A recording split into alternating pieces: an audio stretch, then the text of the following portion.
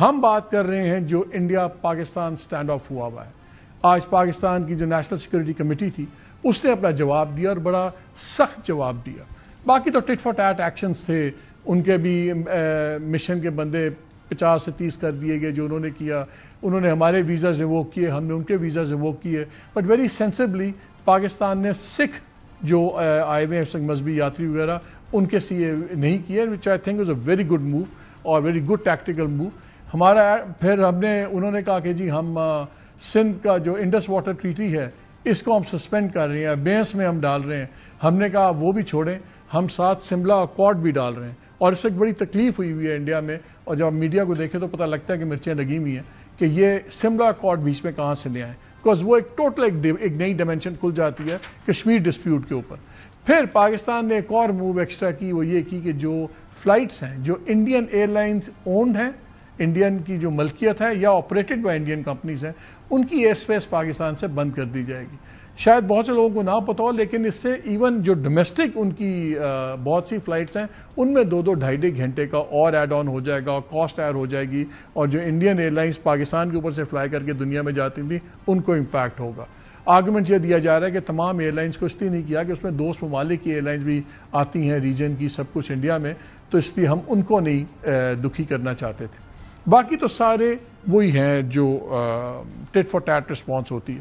لیکن ایک بڑی امپورٹنٹ چیز ہے, پاکستان کی جب جواب آیا تو اس میں شروع میں لکھا ہوا ہے کہ اگر انہوں نے انڈس واٹر بیسن ٹریٹی کو چھیڑا, سب کچھ ہوا, تو پاکستان اس کو ایکٹ آف وار سمجھے گا, یہ ایک جنگ سمجھی جائے گی, اور پاکستان رسپونڈ کرے گا, اینڈ پاکستان شل respond with full force across the complete spectrum of national power.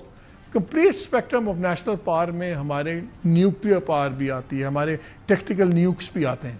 تو 3-4 سوال ہیں, خاص طور پہ جب آج پریسر بھی ہوا بعد میں, جب پاکستان کی سائڈ یہ اناؤنس کر رہی تھی, اس میں ڈپٹی پرائم منسٹر ڈار صاحب تھے, لا منسٹر تھے, خواجہ آصف صاحب تھے, ڈیفنس منسٹر تھے.